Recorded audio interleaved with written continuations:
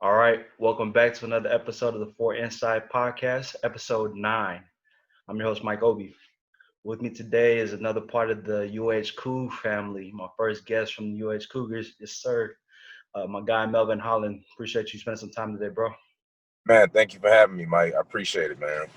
Sure, man. Let's get it right into it. So, one thing that we have in common is that we were both athletes. You played in college, so let's just talk about your football career first. What got you into football? What was your football career like? Just tell the people about how you got into football. Football was something that basically was big in my family. I grew up in Miami, Florida, and it Same. was played on. It was played on every block.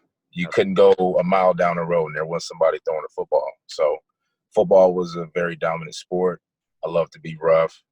Um, it's just. I don't know. It was a sport that caught my eye at a very young age, and I started at a young age playing with people who were a little bit older than me because I was always big. Yeah. Same. And which kind of took a toll because as I kept playing with guys older than me because of my weight, the game was a little faster. I would get concussions and not even know what they were because these kids are more a little advanced than me. But Got a headache. That's what they'd say. yeah. Oh man, it's that's a whole nother podcast topic. but yeah, it started real young. I started off in Miami. When I moved to Texas, that's when I realized how serious football was. And I can say, a guy from Miami, Florida, that Texas is a football state. You know, you guys literally close down little towns to go to a football game. And that's crazy. You know, it's insane. It's also a great culture to be around, and the relationships you form with guys you still talk from years after you guys play. You know, it's the camaraderie of it. Anything with just people working together, it just attracted me. So, yeah, the highest I've ever got to was University of Houston. Yes, sir. So just I know for me, I've always advocated, young men and women, getting into sports and getting into athletics for the camaraderie reason that you just brought up. That was my biggest reason for playing football. It's just there's a different level of understanding of other people that you get, and it's a whole bunch of guys from different backgrounds, especially in football. And so that's one thing I've always advocated about sports and athletics. Now let's transition and let's get into your UH experience. So you were part of a UH team that was kind of evolving. You played first off for Coach Tony Levine. So talk about what that experience was like playing under Coach Levine first. Oh, man, Coach Levine, first and foremost, is a first-class dude. You know, he's always going to think of the best way to put the masses, which is us and the coaches, in the best position possible. He knew how to bring the players together. I mean, if you look at the team from Coach Levine getting passed on to Coach Herman, the guy knew what he was doing. Yeah. He had the right guys around him. So playing for Levine basically taught me to be a first-class guy. You know, always think about your brothers and, just give it all you got. And his whole slogan that year was something to prove. And you take that field and it's in your mind that, hey, it's something to prove here. You know, nothing's given. You got to prove your worth. So first class. So then from there, Coach Herman comes to the campus. What was different about playing under Coach Tom Herman as opposed to Tony Levine? The two coaches they're night and day. You know, everyone has a different personality. Herman, just like Coach Levine, was a first-class guy as well. I mean, first class in everything he did. Intensity levels, that's where you get your night and day. And in football, it's a very intensive sport. And for me, what's going to get me going is a guy that's going to have a little rage in his eyes every once in a while and, test you every once in a while, but also be like, hey, I'm just playing around with you, loosen up. You know, he's legit the ultimate football coach. Yeah. He's the ultimate head football coach. I mean, even if the guy didn't play D-line, I feel like if he told me something, he actually researched it, got with 9 of the best defensive line coaches in the world and talked about it, and then came with some questions, not even answers. He was like, hey, when you're down here, do you do this? And he already have the whole thing planned out in his head. So he was a 10 steps ahead of you type guy. And that was the difference. Levine showed us first class, showing up on time, doing what you have to do. Herman was, all right, you got to do that. That's the minimum. Now you got to do this, and that, So, and it showed. It showed in our playing. It showed in our camaraderie. Once again, we became closer. We were told, this is our team. It was over and over, this is your team. This is not the coach's team. At the end of the day, you guys put your hand in the dirt. You got the ball. This is your team. And I really loved that, how it was being preached over and over again. So would you say that the chemistry and the vibe of the team changed between the two coaches, or do you think that relatively stayed the same? Because for me, it's interesting always kind of letting people understand the inner workings of a team. It's much more than just the product that you put out on Saturdays or Sundays or Fridays if you're playing high school, college football. High school, college, or the NFL. There's way more that goes into it. So talk about what the vibes of the teams were like, and also just how guys responded either positively or negatively. I'll say this, in terms of the two different coaches, the chemistry started with Coach Levine. Gotcha. With great things takes time, So we've already established our, whatever beefs players have with each other, whatever fights. It's just like a family. Yeah. It's just like you're gonna have your ups and downs, but there's also growth within all that.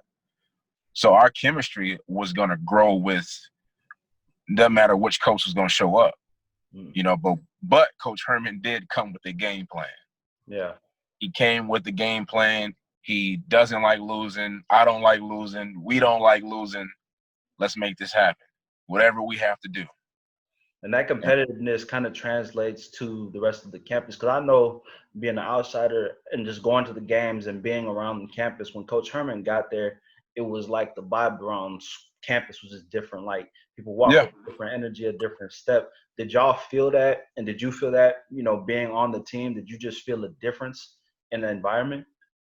Absolutely. And that's one thing he preached as well, was energy and how it's contagious. You give off bad vibes, other people are going to feel that. Yeah.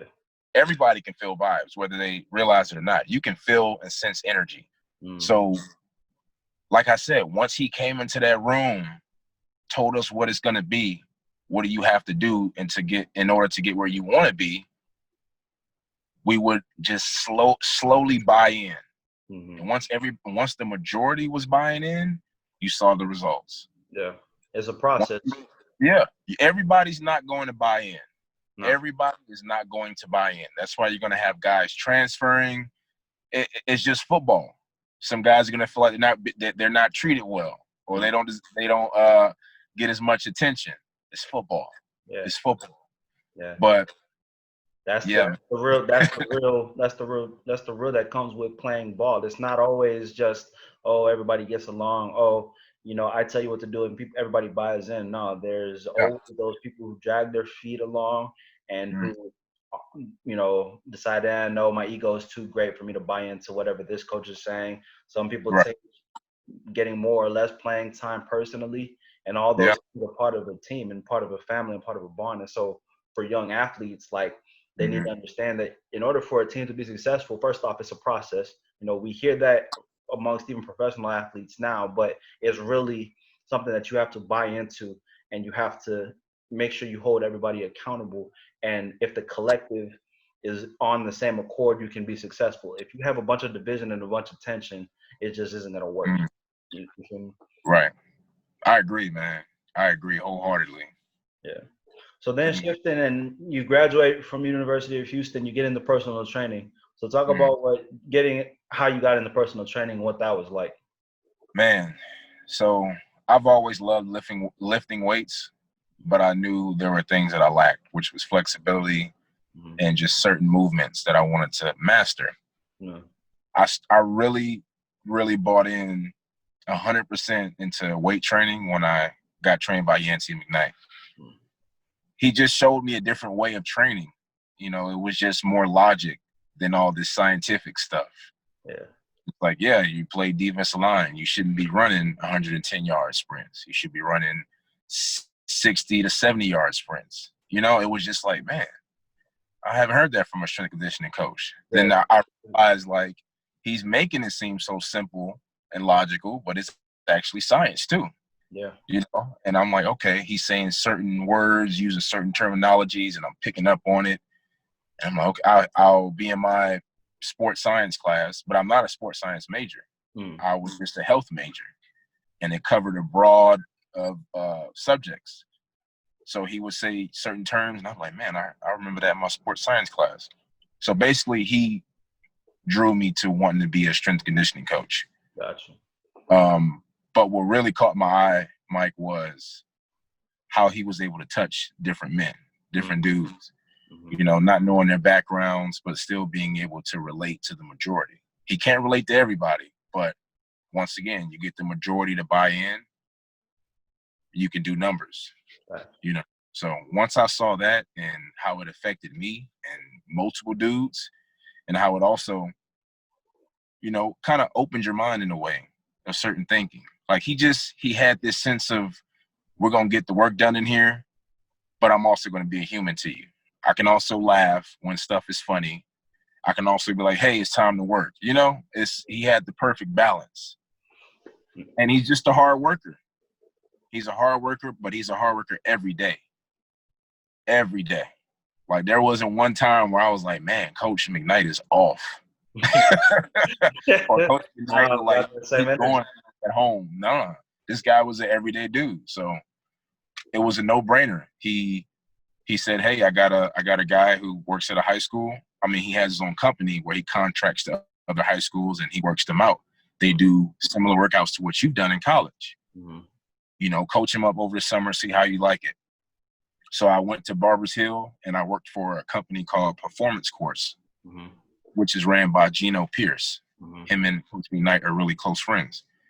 So I do a summer there with middle school and high schoolers. This is my first time ever just coaching, doing spotting, and you know, helping them run hundreds, and also just becoming more of a vocal leader. Yeah, that's when I realized, like, okay, this is how it feels. You got to really connect with these kids. You can't. There's no way to bullshit these kids. You can't. You can't. They're the realest people on the planet. They're going to tell you, hey, you stink. Hey, your food sucks. So I knew right then and there, when I would tell kids, if I saw a kid who didn't want to squat today, I don't know what that kid's going through at home. But then I go back to, like, my thinking, like, okay, how can I really get to know this kid? Yeah. Pull him aside. Hey, you know, is everything all right? And then they see you concerned rather than you like, why aren't you squatting at proper depth? Yeah, you don't dismiss them. And that's, see, I need to chime in because what you talking about with Coach McKnight is, you know, he basically treated you like a human being. Like, it was, he wanted to understand the person, not just your squat, not just your techniques. What I've always believed is that the best coaches in any type of profession realm, powerlifting, football, basketball, the people who teach you from the neck up are the best coaches and are the greatest coaches. I know I had a defensive coordinator. What made him a great coach, in my opinion, was the fact that he cared about us, the guys on the team, as people. And he taught us life and applied life to football, not took football and just applied techniques and said, okay, just do this.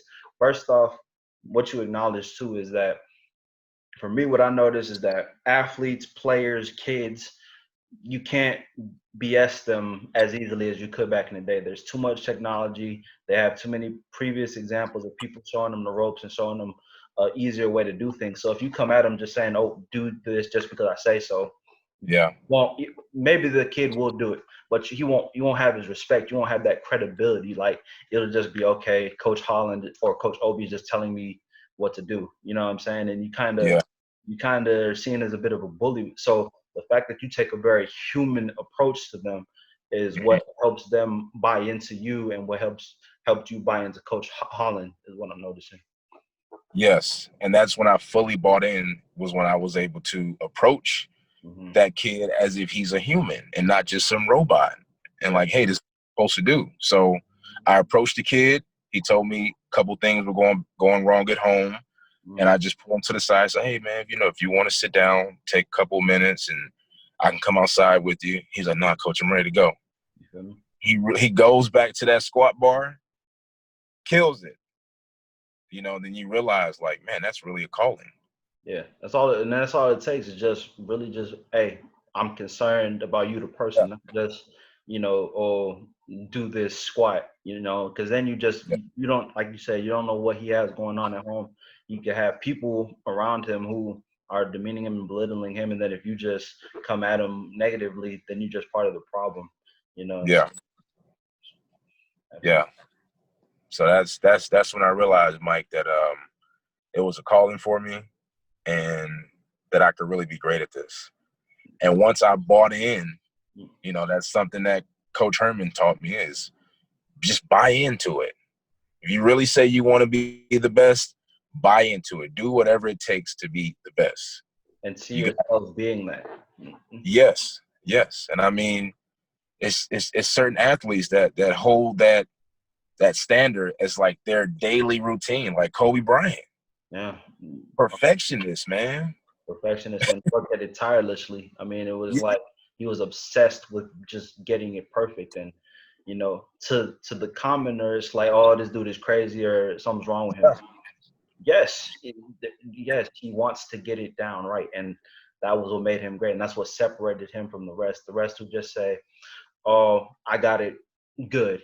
I got it done." Nah, perfect it again and again. There's always something to improve. The second you get complacent, and this is the biggest lesson I learned in being a athlete, is the second you get complacent or you think you've done enough, you're Mhm. gonna get left behind. You have to always look at what you can improve on. Or Yeah, maybe, okay, I beat this guy, and like I can beat guys one on one. Now let's see if I can beat a double team. Okay, how can I affect my teammates in a more positive way? Okay, this guy who meant me down on, oh, he's not getting that much playing time. Let me make sure that I keep his spirits up. You know what I'm saying? Like, you can always do something and you can always improve on something, you know? that's a great tool to always continue to pass on to, Mike. You feel me? Seriously, there's always room for improvement. People say that, but when you play a sport and you constantly are reminded how it relates to life, Yeah. that blows my mind too. That's why football has always been a blessing to me. Absolutely same here. And not just football, but powerlifting, mixed martial Hmm. arts. I mean, any type of activity where you can hone in on a skill and perfect it and keep working at. Me podcasting right now, this is something where it's like, okay, you just work at this, you work at this, you work at this, and you try to get better at your craft every single day. Yes, and you're doing a great job too, man. I Appreciate mean, this. I don't care what the viewers say, but I feel like I'm on a 10 for 10 podcast right now. it. I Very appreciate it. professional. I'm Appreciate proud it. of you too, man. For real, I'm really proud of you. I appreciate it, man. It's just, all the people who pass down knowledge to me, it's my job and my mission just to pass it down to the next generation and to anybody who needs advice or who needs somebody who can give them the ropes. If I can educate whomever, that I'm doing my job. You know what I mean? Most definitely, man. So after, not only are you a personal trainer, not only are you a strength and conditioning coach, you also have your own brand. Now, is it Zuttfit or Zootfit? It's Zuttfit, Mm-hmm. but I really don't feel a certain way if people mess it up because you won't forget the letterings. Exactly. You just see that ZU and it might be 2, 3, 4 T's. You just know once you type it in, it's gonna pop up. So talk about what it's been like, first off, how did you create your own brand? What went into it and what it's been like having your own brand now? So having my own brand and branching out to be my own entrepreneur, that stems from my dad. Mm. My dad, he showed me at a young age, I'm going to start my own clothing company. I'm going to sign artists. Mm. I'm going to have them in the studio. I'm going to have songs. I can have people over here who want to start this type of business. I can help them fund it. He was just an all-around entrepreneur. Yeah.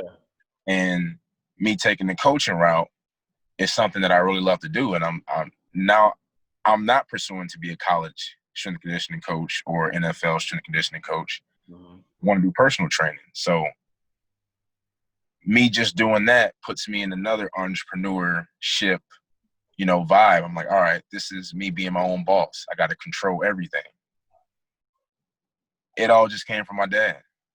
He was always hinting to me like ownership, but also pushing me to do whatever I wanted to do, Mm-hmm. which was important. But it also, I had to go down that path to realize like, okay, it's really about owning and passing it down. Exactly. Because even if you don't have something that you own, information is just as valuable. Exactly. Information, powerful. And people devalue information, man. It's like there's always something to be learned. It's not, you don't have to just learn things based off of a book that you read in school or what a teacher teaches you. You can be your own teacher, and that's one thing Yeah. I've been a big advocate for, is people being their own teachers, people being their own CEOs, being their own entrepreneurs. And it's not just about the money, but about acquiring knowledge, about acquiring skills, acquiring wisdom, because it makes you a more well-rounded person, in my opinion. And also, if I can acquire what I know, I can pass it on to you, Melvin. You can pass it on to somebody else, and then everybody just is feeding each other's brains. Part of the reason why I started the platform, I keep stressing the message that there's a lot to be learned through human interaction. I learned that in college. Yes. I learned that in playing football. I learned that in all the realms that I've been in. I'm like, there's always something that I've tried to learn or I've tried to pick up, or the things that I've taken interest in. I'm like, okay, well, what's the wisdom in this, and what's the life skill I can acquire from this? And I'm a young guy who's still just trying to learn. I know I don't have everything figured out, so my thing, Yeah. okay, go learn about it and try to seek it out. If I don't know something, I'm not afraid to go ask somebody. Or Yeah. where'd you find this, or what's a good tool for this? If I can't find it in a Google search, keep my Yeah. mind curious, and everybody should keep their minds curious and should always strive to be the best version of themselves. Absolutely. I look at it like digital currency, man. Like even podcasts, it's free money. Yeah, It's free money. It's information that people are telling you, and they're like, hey, someone needs to hear this. exactly. The money is always going to be there. Yeah, It's the information. That's the real currency. exactly. That's the real tangible item that you're really gaining, because I mean, money can come and go, but knowledge can always is always retained, and it can always be, Oh man. once you get it, it's just a matter of applying it, and that's what helps it stick. The more you know the wealthier you are, and it's no question why some of the wealthiest people in the world are some of the smartest people in the world. Not just book smart, but just life smart.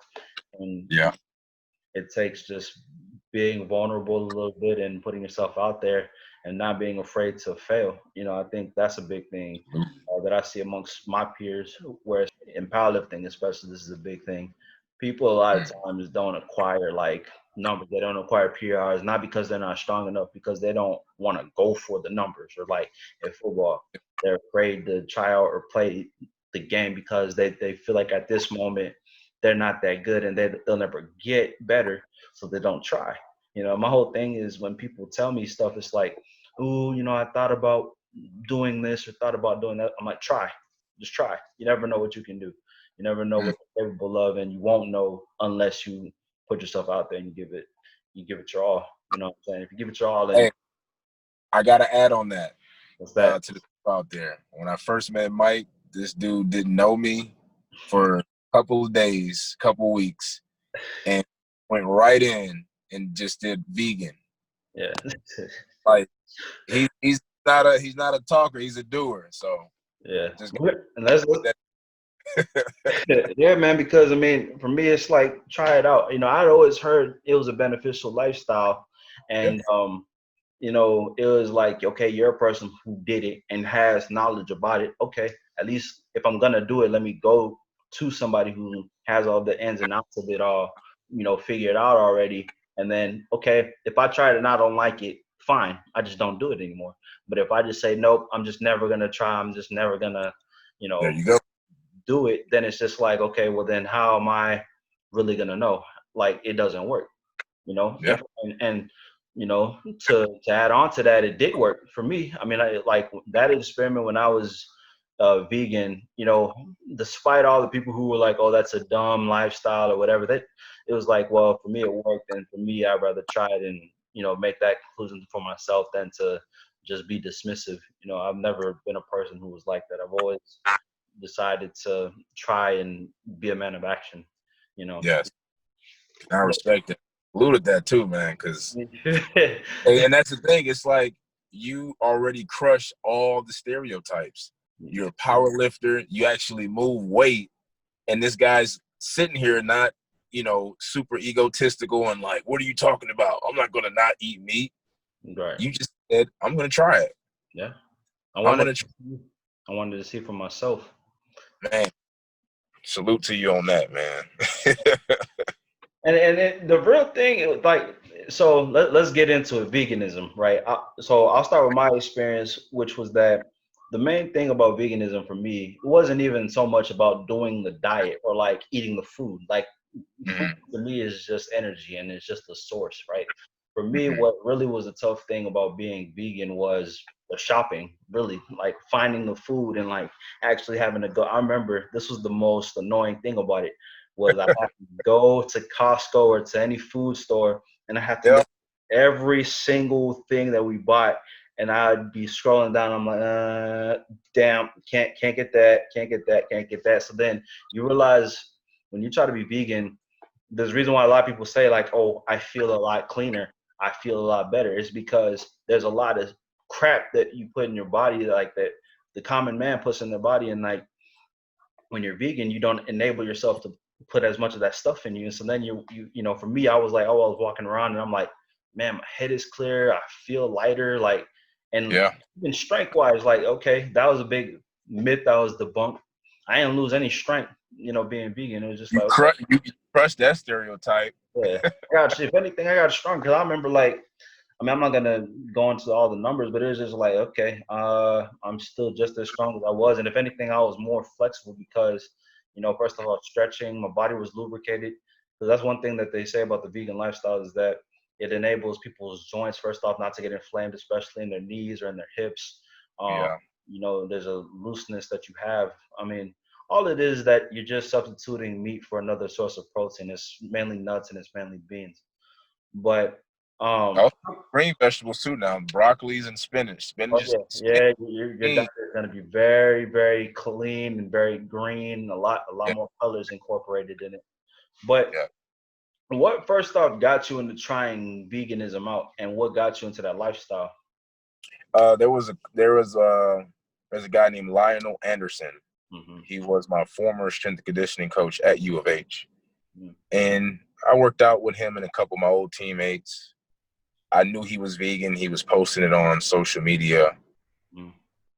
It really never crossed my mind to actually do it because my parents, they've done it before anybody that I've seen. My dad, he was always trying to find new ways of just living better, Mm-hmm. living a very sustainable life. So it's been shown to me. But once I was around a group of guys who I knew weren't about the vegan life too, and they were like, you know what, let's just do it. 2 weeks. Yeah. We were like, all right, let's do 2 weeks. Yeah. And day 7, that's when I was like, let's just go 30 days. Right. With that 30 days, Yeah. it was amazing just to watch how my body was getting rid of a lot of stuff. So talk about those changes though. Like, what is it that you already had noticed after 7 days that was like, nope, let me just go ahead and just continue this on? What was it you noticed? Man, my skin, Mm-hmm. um, my teeth were super white. I was just like, what is going on? My eyes, my vision was getting better. Mm-hmm. I had more energy. Yeah. Like the workout started to get a little easier. Yeah. And they were some tough workouts. Yeah. But it was just like, man, all that extra. And you just sit there and you think about the meat being, yeah. So like you feel all that meat just sitting in your stomach but you feel yourself cleansing out. Yeah. It's a weird feeling because I would have never pictured myself not eating meat for more than 2 days. Yeah. I've tried it for one whole day, and then the next day went and got like a steak or something. You know, it was like, all right, you really reap the benefits of that. Like, no, just go on a 30-day diet of you eating fruits, veggies, stuff that you can actually grow. Yeah. And yeah, I had some processed vegan food along the way. I was trying Beyond Meat burger. Yeah. I was trying vegan waffles that were really good. That's another thing. Vegan processed foods are a lot better than what you would normally see, but it also defeats the purpose if you try to, oh, I'm gonna be vegan and eat French fries and pasta. Nah. You saw that. You saw right away. You benefited more. You were more beneficial when you were eating more greens and more whole foods. More oats, more nuts, more. I mean, raisins would be the main sugar source that I partook in if I needed that sugar taste. But like, for me, it was like, okay, luckily I wasn't too, like, I'm not a carnivore. My mom was real big on, okay, the meats we do eat was like chicken. That was the main thing. And then we eat stuff like fish, eggs, right? So now I just had to look at when you had put me on it and when you had explained everything to me, you were just like, try it out. I'm like, okay, well, what are the things? I listed them all out. That's the thing too. People got to do their research. That's the main thing I did. I was like, okay, let me go online. I looked You up. had thing already research. So I was on vegansociety.com. That's, if people want to try it out, go look that up. That was a good website, very informative. But I looked up, okay, what can I eat? What can I not eat? I was like, okay, listed all the things I do currently eat. Okay, cut that out, cut out that, cut out that. So that was stuff like cut out eggs at the time, cut out chicken at the time, cheese at the time. That was a big thing, right? And then I was like, okay, what can I substitute them with also? Because you still, the main thing when you're trying a new lifestyle, when you're trying to do diet, is you have to alleviate and get rid of those cravings of that like meat. Because the first couple of days, your body's gonna be like, wait a minute, hey man, you ain't eating no chicken. What's up? And then kind of you just block it out and say, okay, let me incorporate this instead. So I would get like beans instead of chicken, and I just eat it with my spinach or with my greens, because that was the main thing you kept telling me was, hey, incorporate your vegetables, incorporate your vegetables, incorporate your Yeah. vegetables. Yes. Keep yourself filled up with natural stuff. Don't partake in the fast food, because all it is just, it's a way, because a lot of people struggle with this, incorporating more fruits and vegetables into their daily lifestyle. Veganism, Yeah. you have no choice but to do that, really. Because if you're going to stick to it, then you have to find things that fit under that lifestyle well. Like greens fit under there. And so, yeah, for me, it was just like, okay, mental clarity. I'm not putting a whole bunch of processed stuff, not a whole bunch of hormones. Now I'm not letting myself partake in stuff like buying burgers and buying stuff that I don't, because salt's a big thing. That's where the fries come in. That's where the pasta comes in. Like, it's just natural, clean stuff, and stuff that metabolizes a lot quicker as well. So definitely, us just delving into that experiment, because it's good to, kind of let people know we're not on here trying to be like, oh, people have to go vegan. But look, we do. No, absolutely not. Yeah, that's a message that can get lost. It's like, look, we were two people who tried this out, and it's not like drugs. It's not like we're telling you to go out and, hey, go partake in this thing that's detrimental to your health. It's just, hey, we tried this out. It helped us lose weight. It helped us feel good, and it helped us be fit. So I can advocate for it. Melvin can advocate for it. And then this is also some introductory knowledge for people who are looking into trying it out. Yes, because we both love to eat meat. I don't eat meat. I told myself this whole year, 2020, I'm gonna go a whole year not eating meat. And it's where we at, June. Yeah. About to be 7 months coming up. I feel great. I feel great. This is the longest I ever went without eating meat, and I feel great. So I'm gonna be able to tell people in a couple more months, hey, a whole year of eating meat, this is how I felt after I've done it already. Exactly. And that's what it's all about. But veganism, I don't claim to be vegan, because sometimes I will eat stuff that has little milk in it here and there. Like, I'll go get a dessert or something. Yeah. So I don't claim to be veganism. I just want to see how my body would react and just be aware of it, that I'm not eating meat for a whole year. No. So I can't say I went vegan for a whole year, because I definitely had some things with a little egg in there here and there. But yeah, veganism is a whole, you got to follow a lot of rules. Yeah, absolutely. The Certain main thing, products you really, use. yeah, It's not just food. It got to be the lotion you use, the clothes you wear, everything. yeah, It exactly. can't, something Even that you use flesh, cannot be animal products, animal tested, nothing. nothing. Yeah. So So it's a whole nother level. exactly. So I mean, we're not again. It's not trying to tell people to get into that. We're just saying we tried this out, and this is what it is. Is what. We trying to help the few majority. That's what we gonna say.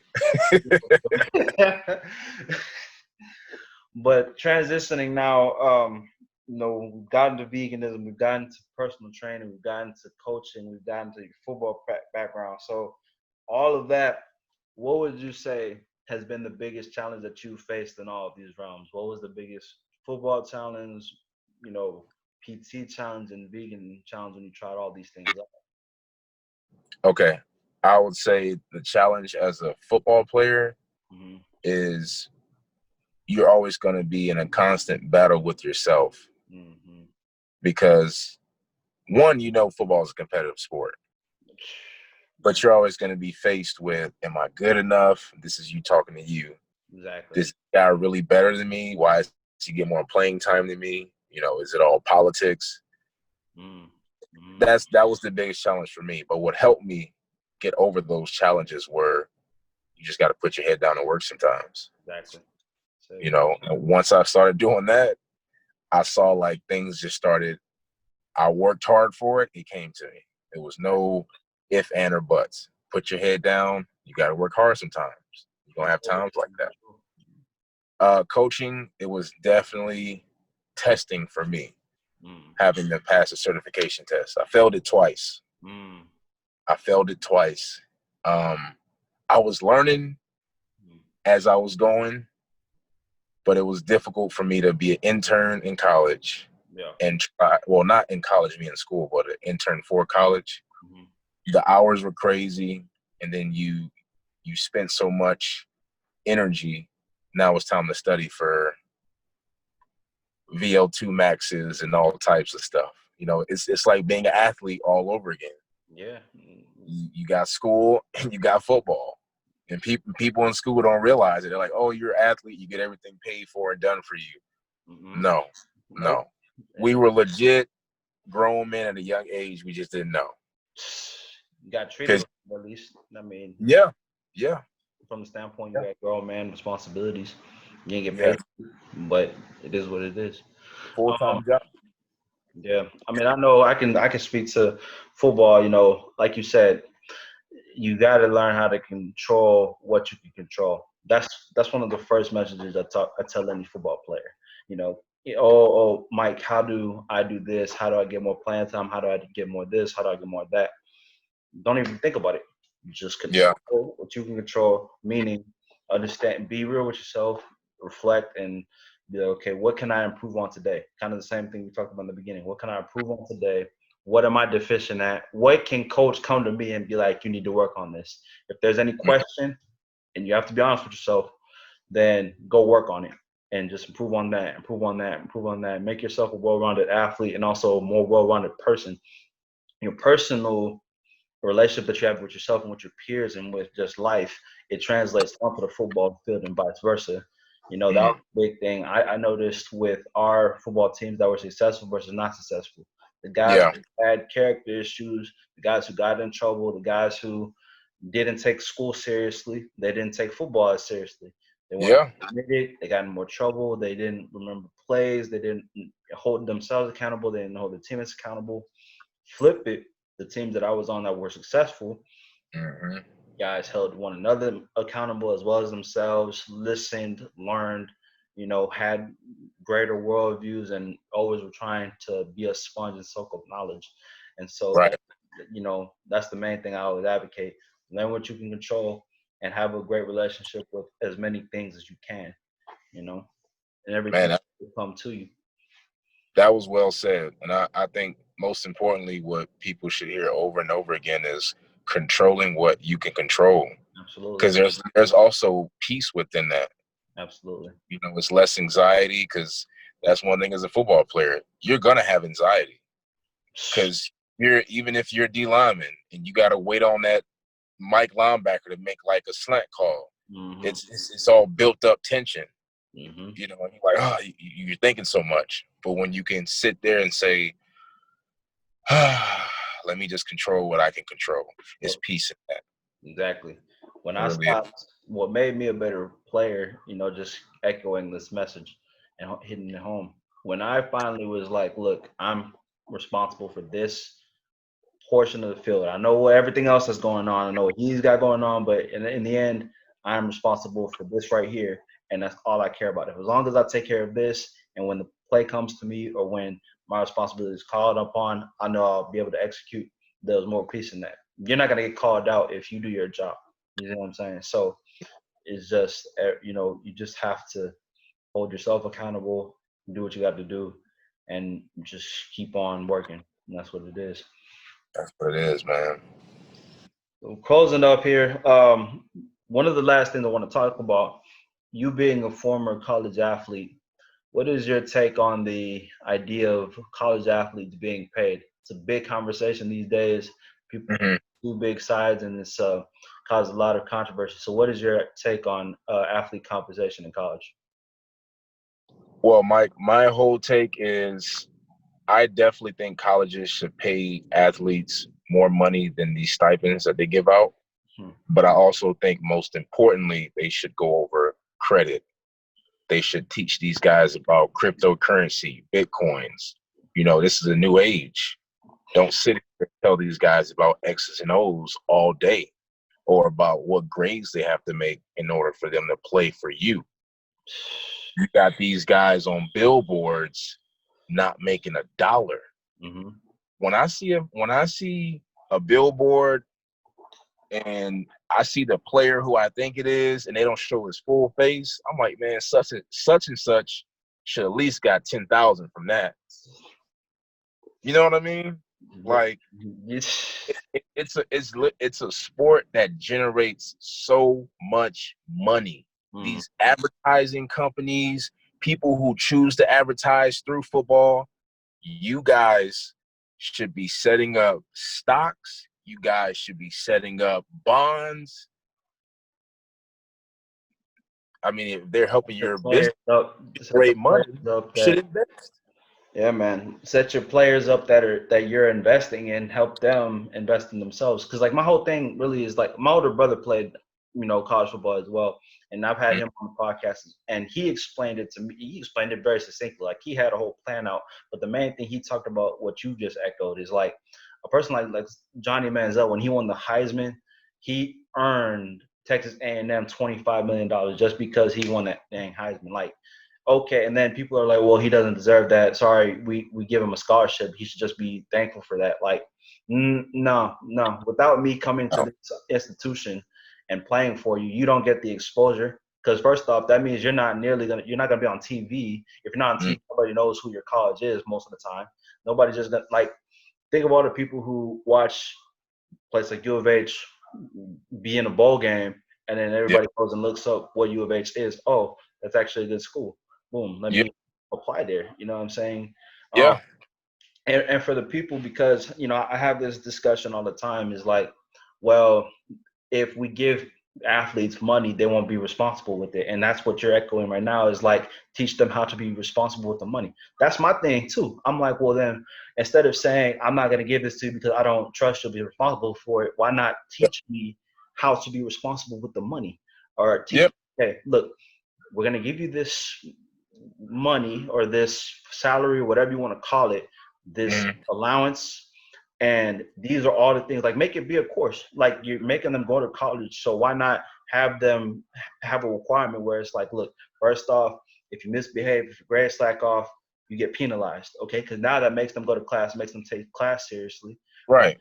then also it's like, okay, as part of your tuition, in order for you to continue getting your allowance, you have to take this course, this course, this course on money management and learn Mm. how to man, like learn how to be smart and be financially literate. Like that's a Yeah. thing that doesn't get taught, and then Yes. everybody complains that, well, athletes go broke or athletes go this or athletes go bankrupt.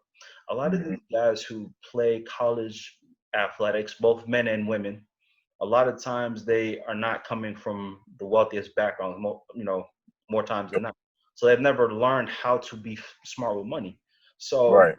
you can't expect somebody who's never had that knowledge now to be just smart. Even if they were to go on to the NFL, they never were taught how to be smart with money. Then they go out and waste it, and everybody acts like, "Oh, how did this happen?" So teach athletes with the education real world skills and knowledge that they can apply. So when they get this money, first off, they Mhm. can probably reinvest it because now you're a booster. You went to U of H, you're an alumni. So now this guy is going to say, no, I actually learned something from whatever college I went to. And I can now reinvest it back into the program to the next generation of athletes. Because if you do that, it just creates a very productive cycle and a very productive system. And It creates it creates a generational wealth pool, you see what I'm because once you enlighten these kids on credit, on how to get their own LLCs and how much free money there is out there and how you can just generate it. Talk to him, man. What are you doing to your legacy, University of Houston? What are you doing to your legacy, whatever other university? Hmm. And we If say you're helping University of guys Houston, build up, you help these guys build wealth, you show them how to manage money, that just makes it better for you. you just see what I'm saying? Everybody's gonna want to go to the University of Houston. You feel me? I mean, Everybody. everyone. We're saying University of Houston because we went there. This is for any college out there. That's, I mean, again, the universe is talking because I've just now, this is my third episode in a row where people have brought to attention the idea of financial literacy and us wanting to learn because, I mean, this is stuff that we go to college to seek out the knowledge. I mean, the times are changing and it just feels like we're being taught the same old tricks and the same old habits, the same old traits. And it's like we see there's all this abundance of wealth and knowledge to be had out there, and we're not learning real skills for the most part. Right. But just closing out, man, it's been a heck of an episode. What is your final words of wisdom to the next generation of people wanting to get into either football, get into PC, being their own entrepreneurs? What's your final words of wisdom that you want to impart before we close? My final words of wisdom would definitely be: don't be afraid to show love to anybody. Um, don't rush into doing things because other people see your potential. Mm-hmm. You know, do it on your terms. And the reason why I say don't be afraid to show love is because when you do anything with love, you can't fail. You can't fail, and you seek more of it. You want to improve it. You want to feel better. So whatever you do, man, just have love in it. Just have love in it. Have great energy, great love. Absolutely. Well said. Well, that's a wrap for Insight Podcast, episode 9. I want to appreciate my brother Melvin for coming on today and passing down this knowledge and educating everybody. Melvin, I appreciate you, man. Hey, Mike, I appreciate you, and this podcast. It's my favorite one so far, man. Appreciate that. Catch us on YouTube, Spotify, all platforms streaming podcasts. Appreciate y'all.